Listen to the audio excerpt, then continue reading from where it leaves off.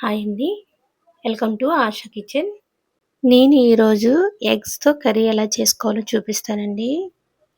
చాలా ఈజీగా మసాలాలు కూడా నేను వాడట్లేదండి. ఇంత చక్కటి గ్రేవీ మీకు కావాలనుకుంటే వీడియో క్లిప్ చేయకుండా చూడండి. రైస్‌లోకైనా, చపాతీలోకైనా, బిర్యానీలోకైనా, ఫ్రైడ్ రైస్‌లోకైనా ఈ గ్రేవీ అనేది చాలా బావుంటుంది. ఒకసారి ఇలా ట్రై చేయండి. ఎగ్‌తో గ్రేవీ అనేది ఇలా ఎప్పుడు కుదరలేదన్నవారు ఈ వీడియో ఎక్కడ క్లిప్ చేయకుండా చూసేయండి. నేను చాలా తక్కువ టైంతో ఈజీగా, సింపుల్‌గా నేను చేసి చూపిస్తానండి. నచ్చితే మా ఛానల్ లైక్ చేయండి, సబ్స్క్రైబ్ చేసుకోండి. అలాగే తయారీ ప్రాసెస్ చూపిస్తానండి. ఇప్పుడు నేను తీసుకున్నవి మీకు చూపిస్తున్నానండి. ఇవన్నీ గ్రైండ్ చేసి పక్కన పెట్టేసుకుందామండి. చూసారండి, నేను కొబ్బరి, జీలకర్ర కలిపి పేస్ట్‌లా చేసుకున్నానండి. నేను ఉల్లిపాయల పేస్ట్ కూడా చేసేసుకున్నాను. అలాగే టమాటా కూడా పేస్ట్‌లా చేసేసుకున్నానండి. అలాగే ఎగ్స్ అనేది చాలామంది ఉడకబెట్టినప్పుడు విడిపోతూ ఉంటాయండి.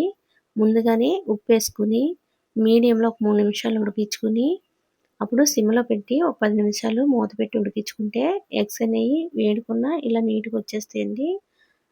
అలాగే స్టవ్ వెలిగించి ప్యాన్ పెట్టుకొని మనకి గ్రేవీ కావాలి కాబట్టి ఆయిల్ ఎక్కువే పడుతుందండి. చూసుకొని ఆయిల్ వేసుకోండి. ఇప్పుడు నేను ఎగ్స్ అనేవి ఆయిల్‌లో వేసినప్పుడు అవి పేలుతూ ఉంటాయండి. ఆయిల్ తూలుతుంది. అలా తోలకుండా పేలకుండా ఉండాలనుకుంటే ఎగ్స్ అనేవి ఇలా కట్ చేసి వేసుకోండి. మొత్తం ఎగ్స్ అన్ని ఇలా కట్ చేసి వేసేసుకుందామండి. ఇలా వేసేసుకొని మరీ మాడిపోకుండా, అంటే చాలామంది చాలా ఎర్రగా వచ్చే వరకు వేయించేసుకుంటారండి. అలా ఏం అవసరం లేదు.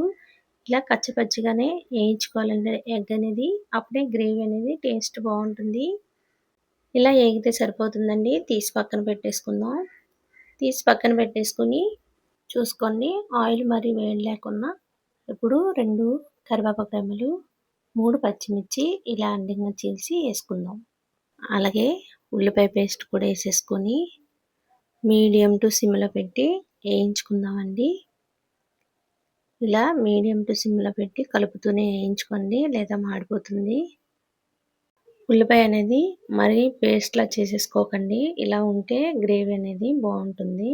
పచ్చివాసన పోయేంత వరకు ఏగితే సరిపోతుందండి. ఇలా చక్కగా ఏగిపోయిందండి ఉల్లిపాయ. ఇప్పుడు కొబ్బరి, జీలకర్ర కలిపి నేను పేస్ట్‌లా చేసుకున్నాను కదండీ! ఆ పేస్ట్ వేసేసుకొని ఇలా కలుపుతూనే వేయించుకోండి. చూసుకోండి, ఇలా కలుపుతూనే ఉండండి, లేదా అడుగంటుతుంది. ఇలా చక్కగా ఏగిపోయిందండి. చూసారా? ఇలా ఆయిల్ పైకొస్తే ఏగిపోయినట్టే. కొబ్బరి మనం పచ్చిది వేసుకున్నాం కాబట్టి పచ్చివాసన పోయేంత వరకు వేయించుకోవాలి. ఇలా కొబ్బరి వేసుకోండి, గ్రేవీ చాలా టేస్ట్ ఇదే.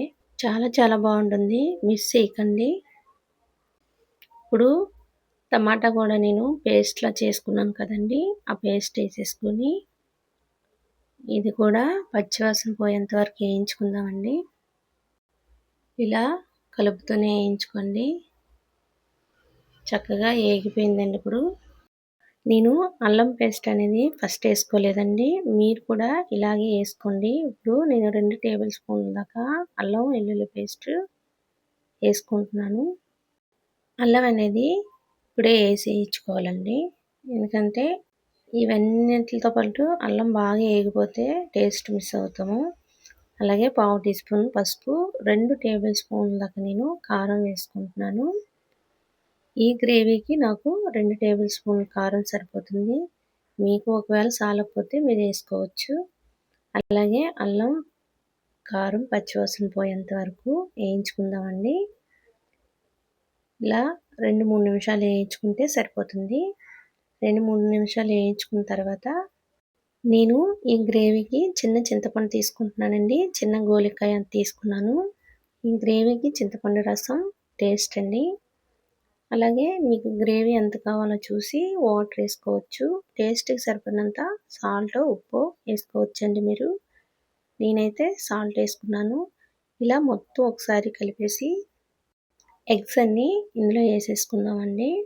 ఎగ్స్ అన్నీ వేసేసుకొని ఒకసారి బాగా కలిపేసుకొని మూత పెట్టి మీడియంలో ఒక 5 నిమిషాలు, సిమ్‌లో ఒక 10 నిమిషాలు ఉడికించుకుంటే సరిపోతుంది. చక్కగా మనకి ఇలా గ్రేవీ అనేది వచ్చేస్తుందండి. చూసారండి, గ్రేవీ అనేది చాలా చాలా టేస్టీగా ఉంటుంది. ఒకసారి మాత్రం ఇలా ట్రై చేయండి.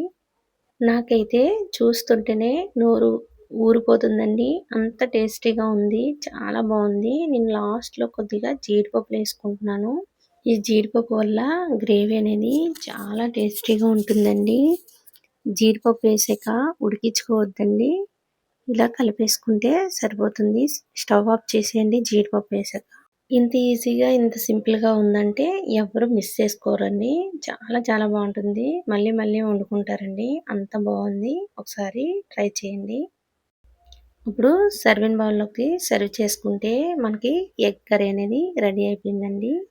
చాలా టేస్టీగా ఉంది. Bye bye.